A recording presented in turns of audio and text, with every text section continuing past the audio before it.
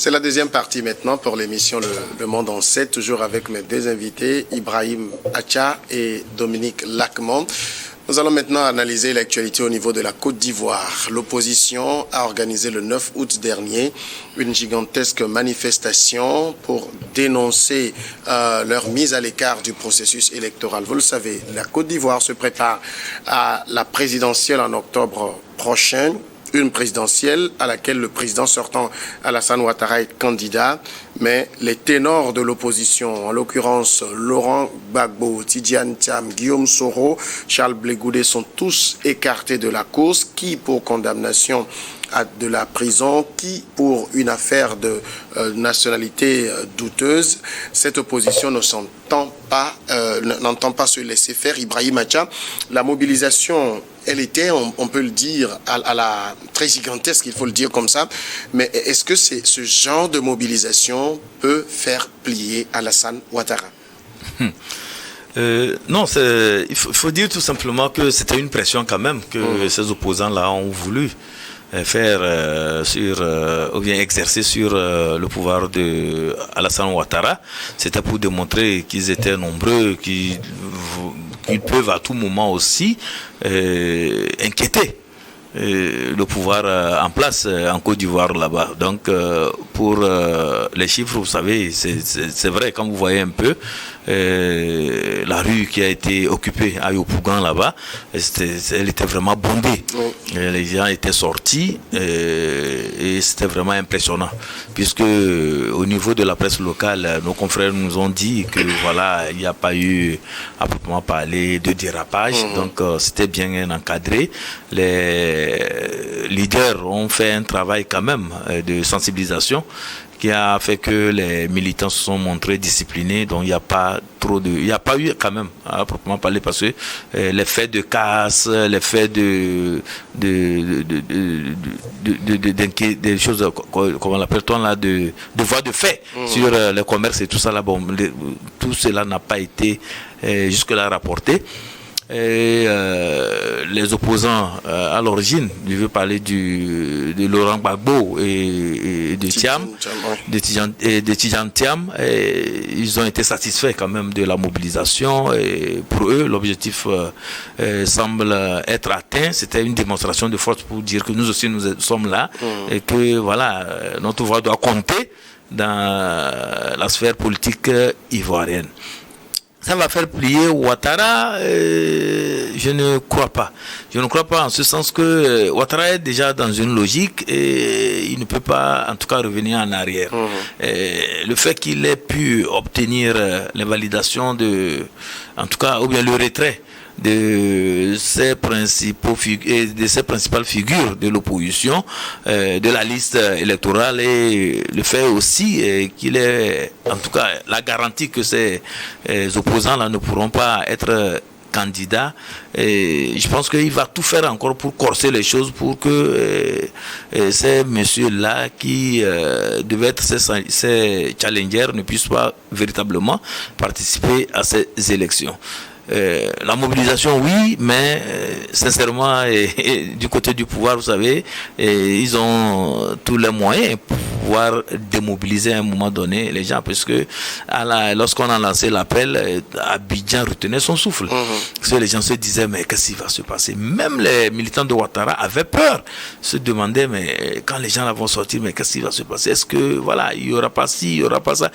Et les militants même de Gbagbo, les partisans de Gbagbo, de Thiam, aussi en voulant sortir, se disaient, mais comment Ouattara et ces soldats-là et ces militaires-là vont réagir face à notre démonstration de force que nous voulons faire dans les rues de Yopougon. Donc voilà, il y avait quand même du doute de part et d'autre, mais bon, au finish, on a dit que ça s'est bien passé. Mais Ouattara n'a pas encore dit son dernier mot, en ce sens que vous avez vu que il y a déjà certains leaders de ces formations politiques-là qui sont déjà inquiétés. On commence déjà par en tout cas interpeller certains. Et tout ça là, c'est des artifices pour pouvoir démobiliser, dissuader davantage toutes les velléités de contestation, bien toutes les velléités devant amener la population, surtout les militants de Gbagbo, de Thiam, de Guillaume Soro et tout ça là, à pouvoir continuer leur pression pour demander la réintégration de leurs leaders dans le processus électoral. Est-ce que on peut dire quand même que l'opposition ivoirienne n'est pas morte, elle est bien vivante avec la mobilisation qu'il y a eu? Non, mais l'opposition ivoirienne, elle n'est pas morte, elle est là toujours, sauf que c'est une opposition également qu'il faut reconnaître qu'elle ne s'organise pas d'une bonne manière. Mais l'autre chose, je pense que si elle allait bien s'organiser, je pense au lieu de toujours être aux velléités de vouloir insérer, réclamer des choses qui ne peuvent pas être, à mon avis, réalisables, parce que nous sommes dans le mois d'août. Si les élections devaient se passer bientôt en octobre, c'est dans 2 mois. Et je sais pas, je ne vois pas Alassane Ouattara en train de réorganiser une autre révision des listes électorales pour pouvoir insérer les listes de ces candidats qui pourraient qui se réclament aujourd'hui mise hors de la course électorale. Je pense que dans cette mobilisation, les opposants ivoiriens devraient en principe chercher leur plan B.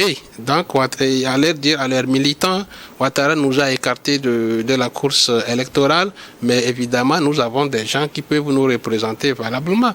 Mais si ce n'est pas le cas, si les réclamations sont toujours dirigées contre leur propre personnalité, pour moi, cette mobilisation n'est qu'un jeu d'eau sur le dos du canard, parce que ça ne fait rien à Alassane Ouattara, qui va aussi bientôt commencer il est déjà sur le terrain avec toutes ces équipes qui font le pré-campagne. Je pense que ça c'est pas, pour mon avis, ça ne dit absolument rien au parti de Alassane Ouattara. Ce n'est pas un événement qui peut leur inquiéter.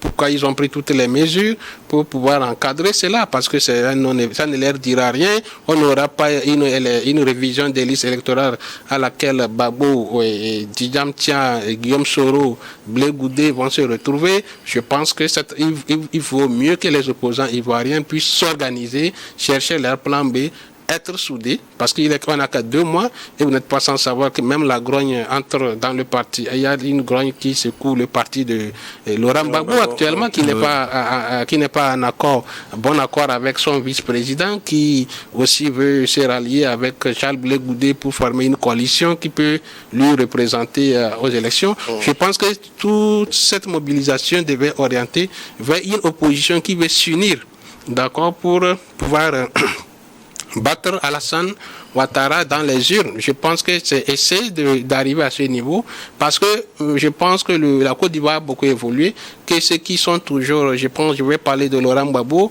qui pense peut-être qu'il y a eu certainement des braises sur lesquelles on peut s'appuyer pour faire chasser également Ouattara comme on lui avait fait. Je pense que ce n'est pas les mêmes situations. C'est la situation, le climat politique de 2010 n'est pas le climat politique de 2025.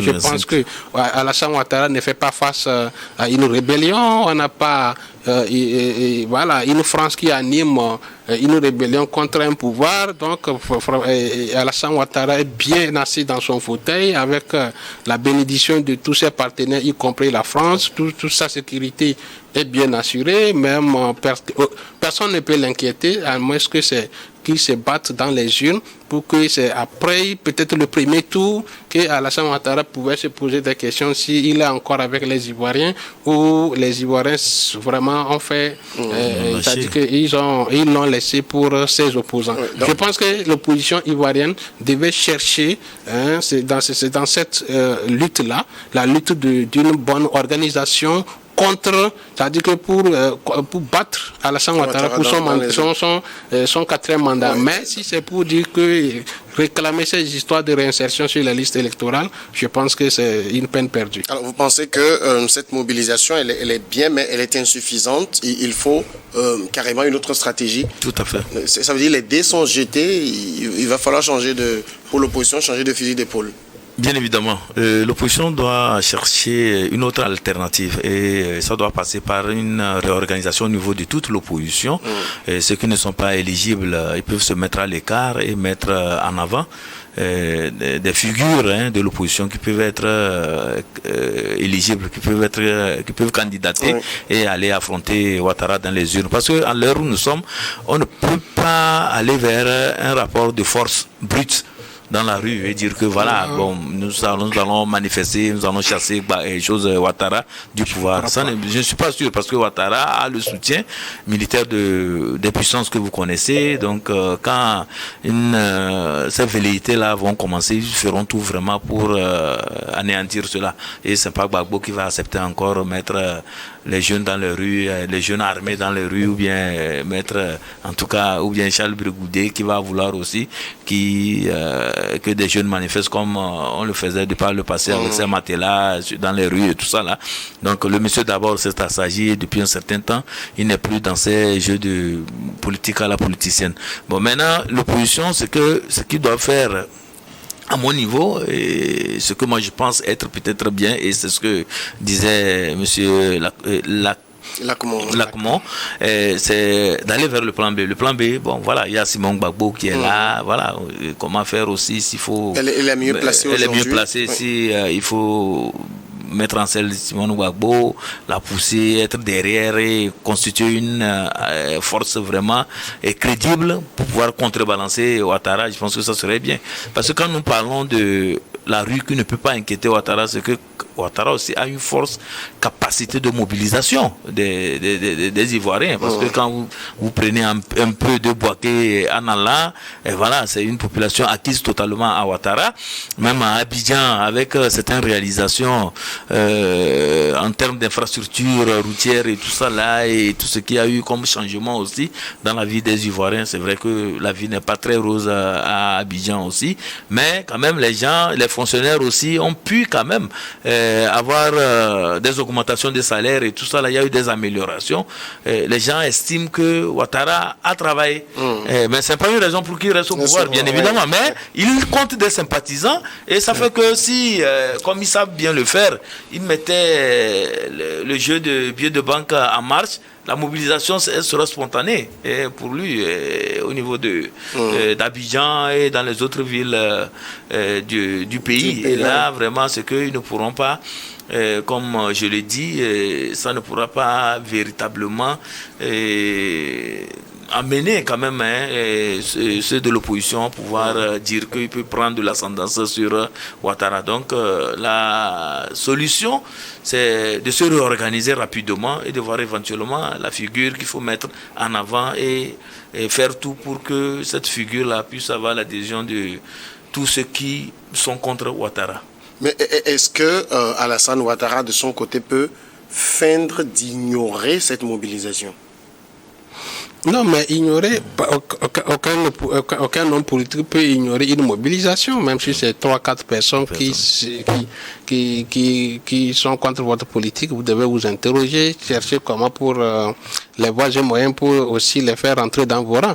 Donc cette mobilisation, ce n'est pas que ça n'a pas de, quand on dit d'impact sur le parti d'Alassane Ouattara, c'est que est-ce que ça va changer d'avis Alassane Ouattara? Non, mais Alassane Ouattara, c'est un signal pour lui qu'il y a des gens qui sont de l'autre côté et il faut vraiment s'y préparer s'il veut aussi obtenir ce 4e mandat. Mais je pense que c'est ce que Alassane Ouattara doit tirer comme leçon. Ah, il y a des gens, ils ont des populations comme ça qui sont sorties. Parce que, comme on le dit, Alassane Ouattara ne peut pas se fier de cette population parce que ceux là dont on cite, c'est des gens aussi qui sont assez financièrement. Gbagbo, c'est un ancien président, donc Tidjane Thiam, on connaît ce qui l'homme est, c'est un banquier, c'est un économiste, il a aussi les moyens. Tous ceux-là qu'on cite, c'est les Guillaume Soro, même s'il il est en exil, je pense que c'est des gens financièrement, ils ont les moyens pour mobiliser. C'est ce qu'on dit, c'est des vrais opposants. Ce ne sont pas des oppositions comme chez nous au Togo où les gens grattent la tête, ils veulent faire des campagnes électorales. Mais c'est des gens qui ont leurs moyens de leur politique. Et ça, c'est Alassane Ouattara, c'est un signal fort pour lui. Mais ce que je veux dire, c'est que l'impact politique, est-ce que ça peut avoir un impact? C'est que si les gens veulent pas la mobilisation pour faire changer les choses à Alassane Ouattara, je pense que non. Cette mobilisation devrait aller au contraire à aller l'inquiéter peut-être le jour de l'élection. C'est ce que l'a dit le frère. Il faut que l'opposition ivoirienne puisse mobiliser, se concerter, faire sortir un homme emblématique qui va faire peur à Alassane Ouattara. Et je pense que c'est ce qu'il fait. Mais si on a déjà parlé des candidatures de Djitantiam, Alassane Ouattara, c'est un fin politicien. Il sait que c'est lui qui pouvait l'inquiéter plus, c'est Djitantiam, parce que il est la personne qui est épargnée de la crise de 2010. Il n'est pas un acteur clé de cette crise. Aujourd'hui, les deux ont presque le même parcours, voilà, le même donc, profil. Voilà, donc c'est un homme, ce n'est pas pour rien. Le gars là a été écarté de justesse. Alassane Ouattara voulait écoute son 4e mandat sans souci. Je pense qu'il l'obtiendra, mais il va l'obtenir, mais dans des conditions pas faciles, parce que les opposants aussi vont parler. Mais ces opposants-là feront face lorsqu'ils font un front commun à Alassane Ouattara. Mais s'ils vont en rang dispersé, ça serait un avantage pour Alassane Ouattara. Mais on est en Côte d'Ivoire et j'ai envie de dire, les démons de 2010-2011 ne sont pas très loin. Est-ce qu'on a raison d'avoir peur? Oui, on a raison d'avoir peur, parce que quand vous prenez un peu l'état d'esprit de Ouattara, c'est que, M. Lachman le disait, c'est le 4e mandat à tout prix. Et puis le fait même d'accepter être candidat, c'est que vraiment il s'est préparé, il s'est dit que voilà, advienne que pourra, il va affronter vraiment tout ce qu'il y a comme problème et faire tout et en sorte qu'il puisse avoir son 4e mandat. Donc il est prêt à tout. C'est l'état d'esprit de Ouattara. Quand vous allez au niveau de l'opposition, ce qu'ils estiment que non, 4e mandat, c'est trop. En matière de démocratie, on ne peut pas se permettre des choses comme ça. Donc il faut barrer la route à Ouattara, parce que ce faisant, il est en train de donner des idées à certaines personnes aussi qui viendront au pouvoir et qui vont être tentées de suivre les pas de Ouattara. Donc il faut très tôt bannir cela sur la terre ivoirienne. Donc voilà les deux états d'esprit. Donc ça fait que si chacun campe dans sa position, ce qu'à un moment donné, on ira vers la confrontation. Ça, c'est inévitable. Et là, le rapport de force, nous savons, ça a l'avantage du camp Ouattara, parce que Ouattara se dit, en tout cas, c'est lui qui est à la commande, l'armée est avec lui. C'est pas comme au temps en 2010-11 où Gbagbo était certes au pouvoir, mais il y avait une rébellion qui était soutenue par des puissances et qui avait vraiment cette facilité d'inquiéter l'armée en tout cas régulière que dirigeait Gbagbo. Donc voilà, les deux contextes ne sont pas les mêmes aujourd'hui. Donc le contexte actuel est à l'avantage de Ouattara et qui fait que c'est possible qu'il aille vers la confrontation, mais voilà, c'est que si on veut analyser un peu les rapports de force, on sait que Ouattara pourra tirer son épingle du jeu. Et Ouattara pourra tirer son épingle du jeu. Maintenant, pour l'opposition, vous pensez qu'il ne leur reste qu'à redéfinir une stratégie autour d'une personne donnée. Mais est-ce que c'est pas non plus, j'ai envie de dire, trop facile de constater que Ouattara aujourd'hui est capable d'écarter tous ses poids lourds? Non, mais aussi facilement. Mais trop facile, mais Ouattara s'est appuyé sur sa justice. Est-ce que c'est... Bon, pour Ouattara, ce n'est pas lui, même si c'est lui qui est à la manœuvre politique. Mais il sait que si ses adversaires-là étaient en jeu, mais c'est plausible que son 4e mandat puisse être inquiété. Mais c'est comme ça, la politique c'est un jeu. Donc il faut taper dans la plaie de l'adversaire s'il vous présente l'ouverture. Et c'est ça, Ouattara a utilisé pour écarter ces gens-là. On parlait de Sucé Masra aujourd'hui, que s'il est gracié, et il n'a pas l'amnésie, c'est que il y aura les condamnations vont peser sur sa candidature, ces différentes candidatures prochaines. Et c'est ce qui pèse sur Gbagbo et tous ces Charles Blé Goudé et autres. Donc aujourd'hui, mais Alassane Ouattara va dire que ce n'est pas lui, mais que c'est la justice qui a fait son travail et il ne pourrait que s'atteler à la décision de la justice. Mais c'est une manière politique d'écarter des gens qui peuvent lui causer trop de soucis. La seule alternative, comme on le dit, ce qui reste à l'opposition. Et cette opposition, je sais qu'elle a une force. De mobilisation, ça comme ils l'ont démontré. D'autres n'ont pas rejoint le camp, notamment de Blé Goudé et le vice-président de Gbagbo, là, comment il s'appelle, Don Moulou, ou bien. Donc, toutes ces personnes-là, et tous, s'ils arrivent à s'asseoir sur une table et faire front, présenter une candidature contre Alassane Ouattara, je pense que ça serait difficile à Alassane Ouattara, parce que depuis les mandats d'Alassane Ouattara, il n'a jamais rencontré une opposition comme l'opposition de cette année, parce que à son premier mandat, tout le monde connaît dans quelles circonstances il est arrivé, même si ces circonstances, il était au deuxième, il était deuxième avec moins de 30%, oui, parce que Gbagbo avait 44 ou 45% au premier tour. C'est ce qui a fait que Gbagbo dormait et pensait qu'il avait juste, il avait juste un peu pour qu'il soit réélu. L'autre venait à peine de 18 ou 20% au deuxième tour. Mais par quel miracle, Alassane Ouattara a eu les 50% pour être président de la République. Ça, tout le monde connaît l'historique. Et après son deuxième mandat, il a eu sans les Gbagbo. D'accord, sans les Babos, et puis voilà, troisième mandat, il les avait fait venir, mais n'avait pas trop de force. C'est aujourd'hui cette élection qui est très capitale et qui vraiment, Alassane Ouattara, si blague avec, je pense que ça lui serait très difficile dans les urnes si il y a une élection crédible, transparente, qui respecte les résultats des Ivoiriens. Je pense qu'Alassane Ouattara peut être inquiété dans les urnes si l'opposition là se mettait à se concerter pour prendre une bonne stratégie de faire une candidature commune contre Alassane Ouattara. On va passer maintenant au dernier sujet. Nous parlons du Togo. Toujours les élections, mais cette fois les élections municipales. C'était le 17 juillet dernier. Les résultats ont été annoncés par la Cour suprême le 6 août dernier. L'opposition a commencé par réagir à l'annonce de ces résultats. La dynamique pour la majorité du peuple a fait une sortie le mardi dernier. C'est un regroupement de partis d'opposition. On peut le dire, la DMP est quelque peu sonnée par l'issue de ce scrutin. Avec seulement 19 conseillers municipaux obtenus, la coalition admet avoir du mal à digérer donc ce revers.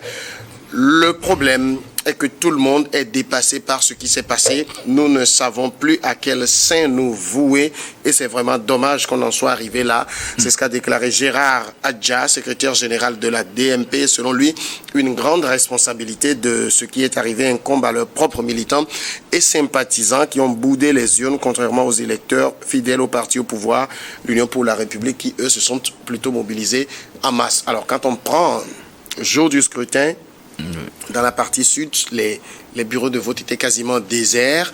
On a même vu certains PV où dans certains bureaux, on devait avoir 450 électeurs. On a eu à peine 44 qui se sont mobilisés. Le pouvoir qui arrive en tête dans ces bureaux avec 12, 13 voix, l'opposition de 1 voix. J'ai envie de dire, l'opposition n'a-t-elle que ses propres yeux pour pleurer aujourd'hui? Il faut prendre, il faut plutôt répondre par le contexte même qui a prévalu lors de ces élections, parce que quand nous référons un peu à tout ce qui a été dit de part et d'autre, nous comprenons que M. Gérard Adja est en train de comprendre véritablement ce qui a conduit à la débâcle. Il faut parler de débâcle de l'opposition togolaise à ces élections municipales. Parce qu'il dit que les gens ont déserté les bureaux de vote. Voilà, pourquoi les gens ont déserté les bureaux de vote? C'est parce qu'à un moment donné, il y a eu un cafouillage total dans la stratégie de l'opposition. Parce que au même moment, il y a certains qui demandaient à ce que les gens n'aillent pas aux élections. Il y en a qui disaient qu'il faut reporter ces élections. Il y en a qui disaient non, il faut qu'on aille à ces élections. Finalement, c'est de la confusion du côté des militants, donc ça fait que pour couper court, les gens ont décidé de ne même pas s'approcher des bureaux de vote, donc ils sont restés à la maison. C'est ce que nous avons constaté, et surtout dans la partie sud du pays, on a vu que certains bureaux de vote étaient quasiment vides, les longues files d'attente que nous avons eu, que nous avons eu à voir lors des précédentes élections locales, ça n'était pas au rendez-vous cette année lors de ces consultations électorales.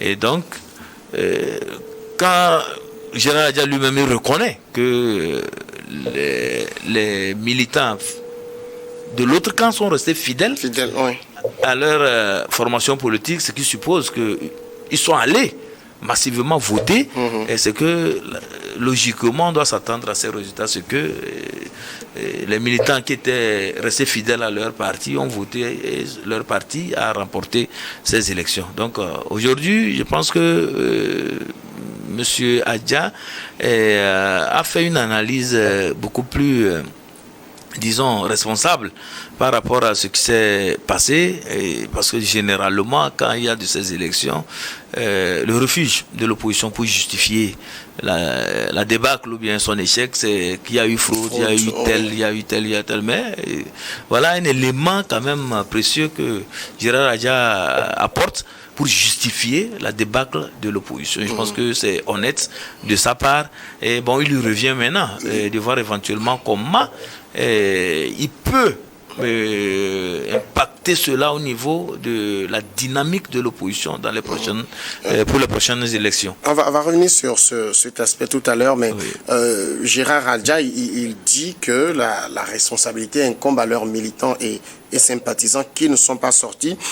On a plus l'impression qu'il a juste fait un constat sans dire les causes, comme Ibrahim Acha le rappelle, où on ne savait plus où l'opposition amenait les gens.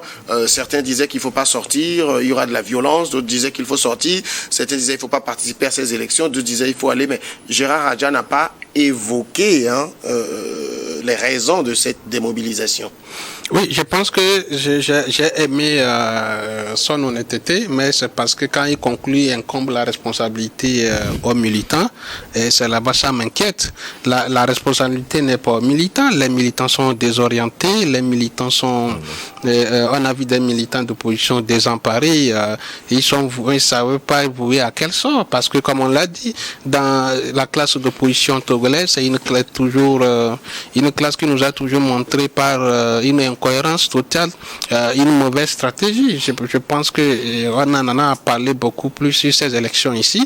La stratégie qui mène la politique, l'opposition togolaise, vraiment, ça laisse poser des questions si cette opposition togolaise a quand même des personnes qui les accompagnent dans la mise en œuvre de cette stratégie. Là, vous allez voir une classe qui, à la veille de ces élections, au moment où le parti au pouvoir était même déjà en pré-campagne, qui préparait sérieusement ces élections, les gens étaient dans des divagations inutiles qui ne construit même pas, qui ne les servent même pas, dans des déclarations. D'autres disaient, moi je ne me suis même pas rendu compte à quel moment cette opposition allait déposer ses candidatures, c'est-à-dire ils n'ont même pas expliqué à la population, à ses militants, à quel moment on allait déposer la candidature, parce que déjà à la veille des élections, les gens étaient pour, d'autres contre, d'autres au boycott. Finalement, étant militant de l'opposition, à quel sort voué, c'est de rester. Quel est le temps de communication qu'ils ont pris pour préparer cette élection, pour appeler à leurs militants d'aller voter? Pendant ce moment, c'est l'UNIL qui est en train de rappeler à ces militants qu'il y a une élection cruciale de grands enjeux qui est en cours, mais pendant ce moment, c'est les opposants qui sont là en train de divaguer avec d'autres choses qui n'avaient même pas en relation avec les élections. Moi, je ne m'attendais même pas à voir les listes de tous ces noms-là, ces partis politiques-là dans cette élection. Moi, j'ai été surpris, je me suis posé beaucoup de questions, mais à quel jeu font ces opposants? Est-ce parfois on se dit, mais est-ce que les gens là ne font pas même le jeu du pouvoir? Parce que c'est comme si on est là et tous on va se retrouver dans un parti unique pour voter le parti au pouvoir, parce que au lendemain à la veille des élections, vous restez dans une posture, c'est des gens, nous sommes tous des Togolais, un Togolais éveillé maintenant, c'est un Togolais éduqué, c'est un Togolais qui analyse, ce n'est pas comme avant, si à la veille on te dit d'aller voter, tu vas aller voter sans avoir fait une analyse concrète pour voir pourquoi je vais aller appuyer mon doigt sur un parti politique. Il faut que tu analyses quelles sont les convictions de ces partis, qu'est-ce que le leader de ces partis est en train de me proposer comme vision, comme stratégie, mais il n'y en avait rien. Et maintenant, quel était leur projet de... est-ce que l'opposition, les militants de l'opposition, ils ont compris le projet concret de ces opposants-là en allant à ces élections à ces élections municipales? Non. Moi, je n'avais rien compris. Quelle est l'idée de leur campagne? C'est quoi le projet de campagne? Quel est le projet pour lequel ces opposants se sont présentés? Si ce n'est pas empêcher, on dit unir, à faire quoi? Mais unir en allant aux élections, à expliquer, c'est pour expliquer le bien fondé de leur transition, de leur nouvelle phase politique. Ils ont mis un projet bien élaboré et que les militants ont compris et ils sont allés voter. Mais pour eux, les militants étaient désemparés, désorientés. Je pense que Gérard Adja, il a fait une honnêteté de comprendre que cette fois-ci, une élection a été transparente et il a reconnu que seuls les militants unis qui sont sortis allaient voter, mais ils ne devraient pas, donner le tort aux militants, mais qu'ils s'en prennent à eux-mêmes qui sont leaders de cette classe d'opposition, une classe d'opposition très incohérente. En même temps, est-ce que vous pensez que la population elle-même comprend le sens des municipales? Parce que c'est vrai qu'on dit que l'opposition doit mobiliser, mais si je comprends les enjeux, je n'ai pas besoin d'être mobilisé. Oui, tout à fait. Je pense que ça aussi, ça a manqué parce qu'il fallait expliquer à la population les enjeux de ces élections municipales. Dire aux gens qu'après les 6 ans de première expérience, les gens n'ont pas vu vraiment de changement. Bien évidemment, je voulais en venir. Et je voulais dire d'abord il y a eu manque de sensibilisation et ça, la responsabilité incombe à l'État parce que c'est l'État qui devait faire une sensibilisation accrue, un travail de pédagogie par rapport à ces élections, disons municipales, dire aux gens que l'enjeu c'est le développement des communes, c'est le développement des communautés, et voilà, avec les maires ou bien les conseils municipaux, là, on prend en charge vraiment le développement de la localité et on planifie comme il se doit tout ce qu'il y a comme implantation des infrastructures socio-économiques de base dans les régions. Bon, et dans nos milieux, bien évidemment. Donc, cette phase n'a pas été à proprement parler bien conduite, donc l'État n'a pas sensibilisé suffisamment en ce sens. Les partis politiques aussi, et vous voyez en ces élections municipales un enjeu beaucoup plus politique qu'un enjeu de prise en compte des réelles préoccupations des populations. Donc ça fait qu'on voulait gagner ces élections juste pour dire qu'on a pris de l'avance, de l'ascendance sur l'adversaire.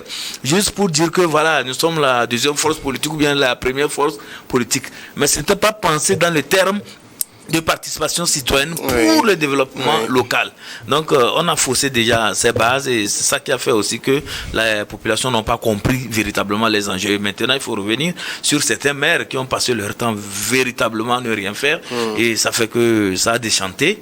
Et l'engouement que nous avons vu de la part des populations lors des précédentes élections locales, c'est pas ça que nous avons constaté cette année parce que c'est dans certaines municipalités, dans certaines mairies, les gens sont venus beaucoup plus saigner la population avec les taxes des choses municipales. On dit voilà, il faut payer ça, donc on courait derrière eux et ça n'a pas plu aux populations. Donc à un moment donné, ils se disaient mais votre affaire d'élection locale, là, les maires là, ils vont venir, les conseillers municipaux là, c'est pour venir nous déranger encore. Ça explique aussi le fait que les gens n'aient pas accordé véritablement d'intérêt à ces élections. Mais comme le disait M. Lacmon, c'est que du côté du parti au pouvoir, le discours était resté constant, structuré et tous les candidats mettaient en avant la politique de leur champion et tout ce qu'il y a eu comme réalisation aussi faite au niveau étatique, et ils ont transposé ça au niveau communal et municipal et ça là c'est grâce à voilà, vous comprenez le message et ça fait que ça a emballé et les gens se disent que voilà, là où il y a eu l'implantation de nouvelles structures disons socio-économiques, les gens se sont dit que voilà, ben si on leur fait confiance après le marché, peut-être que c'est l'hôpital qui va venir, après l'hôpital peut-être que c'est voilà les industries qui vont arriver. Donc voilà, donc il s'agissait quand même de faire un travail de communication bien soutenu pour pouvoir amener les populations vraiment à aller à ces élections. Bon, moi je pense qu'au-delà de tout, il faut quitter tout de suite l'aspect triomphalisme et aller véritablement vers vraiment le développement local, travailler pour relever les enjeux. Alors, ce que dit M. Adja, c'est que maintenant, il faut un véritable défi. Enfin, le véritable défi est désormais de comprendre l'attitude de la population. Alors, qu'est-ce qu'il leur faut pour comprendre cette attitude? Est-ce que c'est quoi? C'est un sondage qu'ils doivent mener? Comment peuvent-ils comprendre l'attitude de la population? Non, est-ce que c'est un défi pour comprendre l'attitude de la population? Moi, je pense que le défi, c'est ce défi-là incombe à l'opposition, aux leaders de cette opposition eux-mêmes. C'est-à-dire que ces leaders-là se montrent vraiment cohérents dans leurs actions. Je pense qu'on a déjà dit, mais avant de continuer à développer mon thème, je pense que l'autre a parlé de l'action de l'État et la responsabilité de l'État qui aussi a fait, qui a aussi failli agi. Non, je pense de sensibilisation. Oui, mais je pense que est-ce que c'est la responsabilité de l'État? Nous ne sommes pas à notre première, mais vers la fin, quand il a chuté par la responsabilité de ces premiers élus, qui aussi d'autres n'ont pas marqué des faits. Pour pouvoir croire, pour pouvoir avoir l'enthousiasme de la population locale, je pense que c'est à ceux-là aussi également qu'il faut attribuer la responsabilité. Sinon, l'État, à travers le gouvernement, a fait quand même déjà son pas. Et si aujourd'hui, nous savons tous qu'après 6 ans, il y aura des élections communales dans notre pays.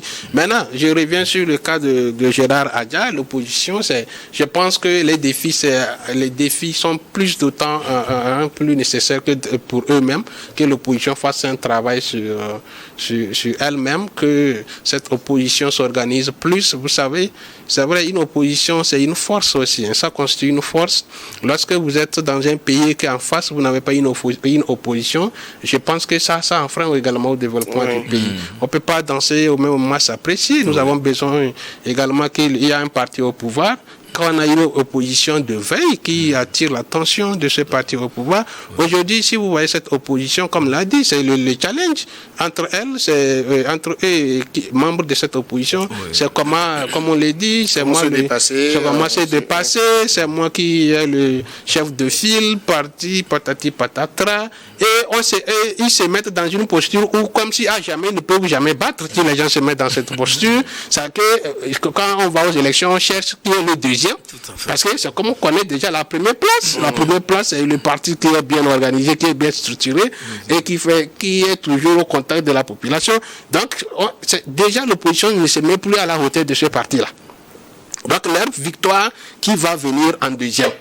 Et c'est dans ce combat-là que ces opposants-là restent. Et aujourd'hui, tu vas voir des clashs entre eux. Demain, c'est l'autre. Demain, c'est Kofi. Et finalement, quand vous avez un militant, vous avez des militants qui vous supposent. Avant, il y a certaines personnes, quand ils ne sont pas pour le parti au pouvoir, c'est qu'ils sont là pour l'opposition. C'est-à-dire qu'on dise que c'est l'opposition, il va le voter. Maintenant qu'on lui présente une classe d'opposition qui n'est même pas, il n'y a même pas d'entente entre ses opposants, qui est incohérente, qui sont dans des discours un peu divergents, d'autres allons aux élections, d'autres boycottons, d'autres on va repousser les élections. Finalement, au lendemain, tu te fais face à cette classe-là, à ces partis politiques qui te fait face sur la liste des candidatures finalement, mais si tu n'es pas pour le pouvoir, le mieux c'est de rester chez toi, parce que finalement il n'y a pas eu ce temps de communication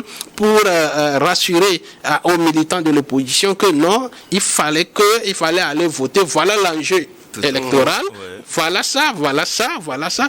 Aucun programme et personne n'a énuméré les enjeux électoraux de cette élection pour convaincre les militants d'aller voter, mais l'opposition est restée dans une lutte. Oui, mais c'était le sens aussi de ma question. Est-ce qu'on a des militants qui tout le temps attendent qu'on leur dise, écoutez, élection municipale, vous avez des conseils que vous-même vous élisez, c'est eux qui vont diriger la commune avec un plan de développement communal, Est-ce qu'on a besoin d'attendre que ce soit forcément les politiques qui viennent dire ça. Oui, puisque, bon, je ne coupe pas, parce que tout est parti de la politique.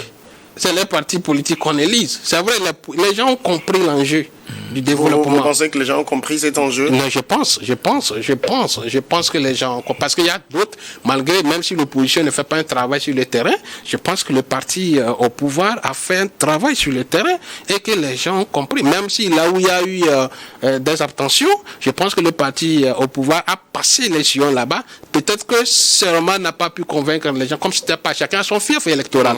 Mais si c'est pas dans son fief, mais vous allez voir, dans certaines bastions considérées fiefs de l'opposition, ce peu nombre qui est sorti allait voter unir. Oui, donc ça veut dire que les gens ont compris, mais l'engouement devait être porté par d'autres personnes qu'ils attendent, mais qui les ont désorientés. Ibrahim Acha, vous pensez que la population il fallait forcément la mobiliser pour une élection de ce type. Non, pour une élection de ce type, c'est pourquoi je disais que la sensibilisation n'a pas beaucoup marché. Puisqu'on a présenté la chose sous l'aspect politique. Donc, ça fait que c'est toujours la guerre politique entre les formations politiques qui continue.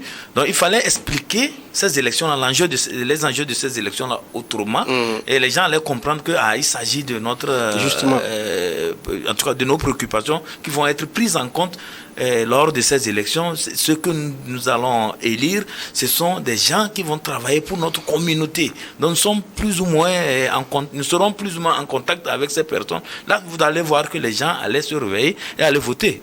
J'en veux pour exemple ceux qui se sont constitués en liste indépendante.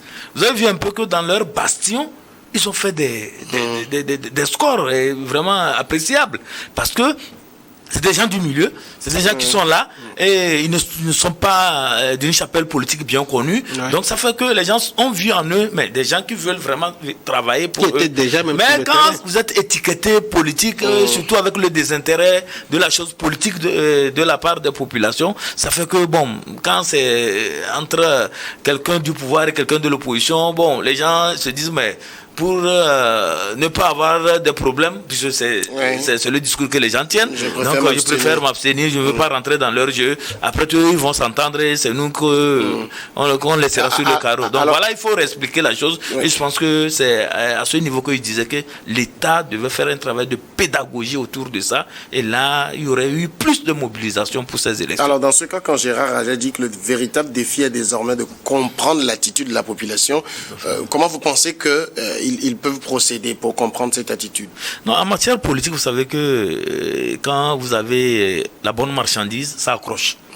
Donc, il revient à l'opposition, c'est ce que disait M. Lacmon, de revoir peut-être leur discours, leur rhétorique et chercher vraiment des éléments qui puissent accrocher et qui puissent apporter les gens à se remobiliser. Puisque si on estime qu'entre-temps il y a eu mobilisation et maintenant ça affaiblit, que maintenant il faut remobiliser, donc il faut changer de discours, il faut changer d'approche et faire en sorte que l'adversaire aussi qui est à côté commence aussi déjà à avoir des frissons, parce que quand vous changez de méthode, vous changez de thématique, vous changez aussi surtout de lexique, 50 ans ça suffit, des lexiques comme ça, les gens disent que c'est des disques c'est ce que les gens disent. Donc si vous changez plutôt d'approche, de thématique et de rhétorique, ça peut accrocher, ça peut remobiliser les gens, parce que les gens verront en vous en tout cas une certaine classe qui est en train de changer, qui est en train d'aller sur un terrain qui les intéresse. C'est là, parce que là, on a fait une élection maintenant, c'est parti pour 6 ans. Peut-être qu'entre-temps, on aura les régionales dans quelques années également. Donc, il n'y a plus véritablement d'élections majeures avant peut-être 3 ou 4 ans. C'est un peu la mort de cette opposition.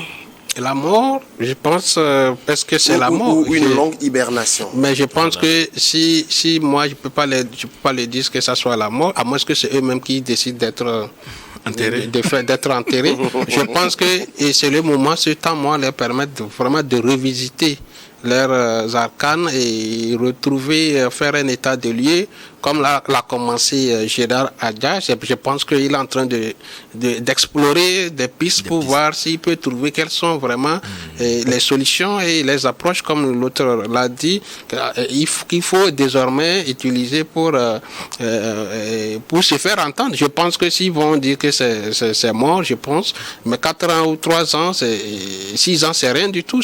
Il y a que, on dirait, la première initiative, on dirait que c'était hier. Mais ça a vite terminé. Ouais. Je pense que c'est le moment aujourd'hui de détecter, et de se mettre au travail et déceler aussi la défaillance du pouvoir qui est en place aussi, qui raffole tous les sièges. Et aussi également initier, il faut savoir sur quels sont les points sur lesquels ce pouvoir-là se mettre en place pour avoir toujours ces sièges depuis les législatives, les régionales et aujourd'hui communales. On ne peut pas aller à un classico, à chaque fois on sort perdant. Je pense qu'il faut se remettre en cause et faire un travail sur soi et se préparer. Je pense que s'ils prennent ça pour eux comme un temps mort, je pense qu'eux-mêmes, ils s'enterrent eux et au réveil ou bien à la veille également, quand on va se retrouver à la veille d'une élection, ils seront surpris de voir encore le parti là qui va aussi sortir sa démonstration parce qu'eux, ils sont tout le temps sur le terrain. L'autre chose, c'est que les conseillers municipaux qu'ils ont eu, même si ce sont des miettes, que ces conseillers municipaux aussi marquent leur empreinte en fait dans cette décentralisation. C'est vrai, il ne faut pas toujours attendre du maire quand on est le conseiller municipal. Même cadre du milieu, il faut entreprendre des initiatives, il faut préparer le terrain. C'est ce que les gens là ne savent pas. Le parti au pouvoir, les candidats, quand on a parlé des indépendants, c'est des gens qui sont tout le temps au terrain. C'est aussi, il y a quelque chose au village, ils rentrent. Les gens ici sont là, ils n'ont même pas de village. Mais ils vont être des conseillers régionaux. Ils sont des problèmes. On les voit, les gens sont allés mettre leur candidature, c'est parce qu'ils ont appris qu'ils sont nés de là, si je vais aller tenter pour voir. Mais ça ne marche pas, il faut préparer le terrain. Il faut préparer. Et tu sois quelqu'un, oui, il faut ta présence. Donc, tous ces années-là, je pense que si un homme ou bien ses opposants veulent marquer leur empreinte, d'utiliser ce temps-là pour vraiment marquer leur présence et préparer le terrain pour les prochaines élections. D'accord. Donc, finalement, tout est à refaire pour l'opposition. Oui, il faut réinventer une nouvelle approche au niveau de l'opposition. Je pense que c'est ça. Parce que Gérard dit, nous ne savons plus à quel sein nous vouer. Voilà, je pense que pour le moment, ce qui est sûr est que la plupart de ces partis d'opposition qui sont allés aux élections, ils ne vont pas faire du bruit parce qu'il y a un jeu d'alliance qui se passe actuellement dans les coulisses parce que les gens veulent garder leur position, leur poste de maire et tout ça là. Donc pour le moment, les gens sont silencieux. C'est quand, en octobre, lorsque, en tout cas, les conseils régionaux et les conseils municipaux vont se réunir et commencer par redéfinir les cartes jusqu'à aller à l'élection du maire et tout ça là, c'est à ce moment que peut-être l'opposition va comprendre que voilà, il faut reprendre les choses de la main, il faut voir comment on va s'organiser et peut-être que jusqu'à ce temps, les mouvements qui s'annoncent ici et là et tout ça là, bon, cette opposition à un moment donné pourra dire pourquoi pas, vous comprenez ce que je veux dire par là. Donc voilà, donc moi je pense qu'il faut dès à présent commencer déjà par voir ce qu'il y a lieu de faire et ne pas chercher à faire les effets de paille, mais plutôt de préparer justement une action vraiment coordonnée, méthodique pour pouvoir vraiment rebondir. D'accord. Monsieur, merci d'être passé. Ibrahim Acha, merci d'être passé dans cette émission. C'est moi qui vous remercie. Dominique Lacmon, merci. Merci, c'est un vrai plaisir qu'on s'est retrouvés. Je voulais te rappeler que vous avez dit mon anniversaire, c'était hier vendredi, le 15 août. Donc, que j'ai fêté mon anniversaire. Merci à tous ceux-là qui m'ont apporté leur soutien, les prières et autres. Que Dieu les bénisse tous et surtout aux téléspectateurs et téléspectatrices qui nous font confiance et qui nous cherchent à chaque moment qu'ils ne nous voient pas. Donc, que merci. Dieu vous bénisse beaucoup. Amen. Alors, on se quitte. On se retrouve le samedi prochain pour une autre émission.